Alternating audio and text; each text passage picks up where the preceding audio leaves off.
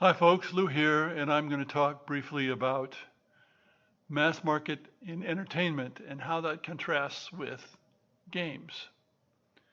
Because we like to think that games are a big deal, but they're not. Not really. Um, with few exceptions like Magic the Gathering. That's a pretty big deal. Dungeons and Dragons has become a pretty big deal lately, but most games, nah, nothing. And that's just to bring some designers back to the ground about what they think they're going to accomplish and how much money they're going to make and so forth. So let's take the example of a movie. Let's say a movie does really well and grosses somewhere around $300 million in the USA. Now, it's costing generally more than $10 to go to a movie these days. It's still possible with matinees and so on, a little bit less. So let's say that a movie for $300 million is seen by about 30 million people or maybe 25 million people. Now consider a movie that grosses $1 billion worldwide, and there are not that many, but it happens pretty much every year. I suspect that ticket prices tend to be lower in other countries, especially where the cost of living is low. So more people are going to see the movie per gross of $100 million, let's say. So let's say that $1 billion movie is seen by 100 million people. Maybe that's a little high, maybe not. Now, if there are any books that are read by as many as 25 million people, the number of those books is very low. And over the course of many years, the average readership for a book, as far as I can make out, is about 2,000 units. And who knows how many people read each unit, but 2,000 units. Not 20,000, not 200,000, 2,000. Now you do get blockbuster books that are read by a lot more people. But 25 million, maybe something like The Lord of the Rings has been read by 25 million people over the course of many decades. I don't know, and I haven't tried to look it up. But it's certainly the case that books are not going to be consumed, let's say, by as many people as movies. Now, what about games?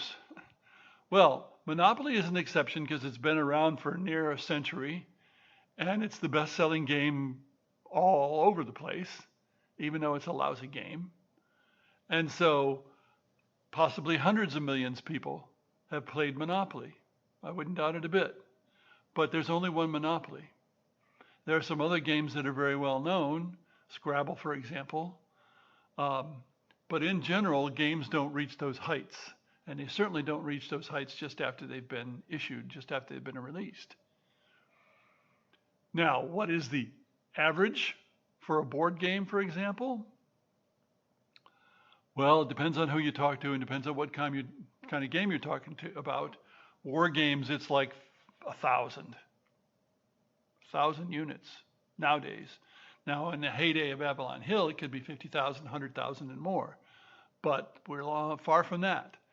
What about a game that wins the game of the year, German game of the year, and is some sort of Euro game probably? Well, then you might be talking about hundreds of thousands of units and maybe even 1 million units in the long run. And so a lot of people are going to play that game, but 25 million, 100 million, no. And of course, money depends on volume. So games are much less noticeable, especially ordinary games, than movies. And of course, most movies don't make much money either.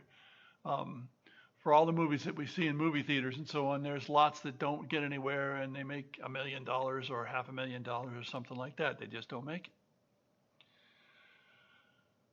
Now, what about Magic the Gathering? I don't know the numbers. I haven't looked them up, but it's very clear, given the dollar numbers, which I have seen for many years, that Magic the Gathering is bigger than all board games put together.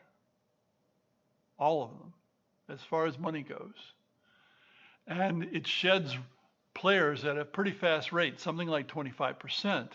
So every year you've got to bring in 25% new players. So over the course of a decade or whatever, you have a hell of a lot of players. So that's an exception to the norm. Now, what about video games? Well, video games can get much greater viewership than tabletop games. That's just the way it is.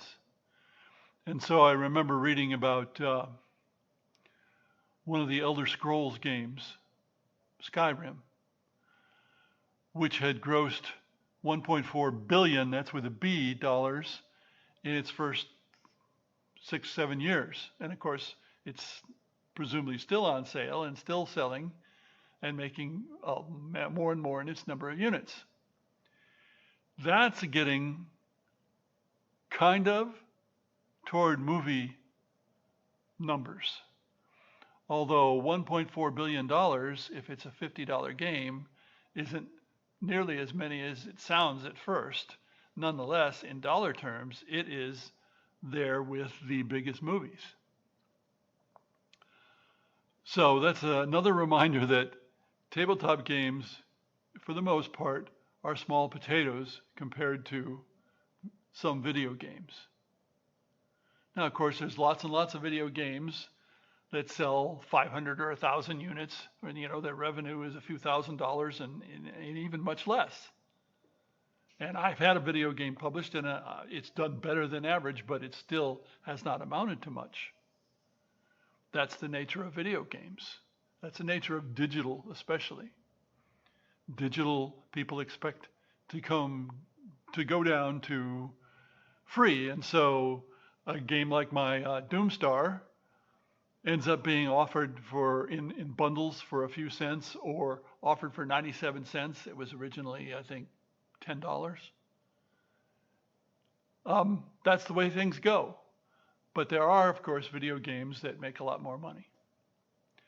Well, more ruminations. I'm not sure it's got us anywhere. It's just sort of a reality check.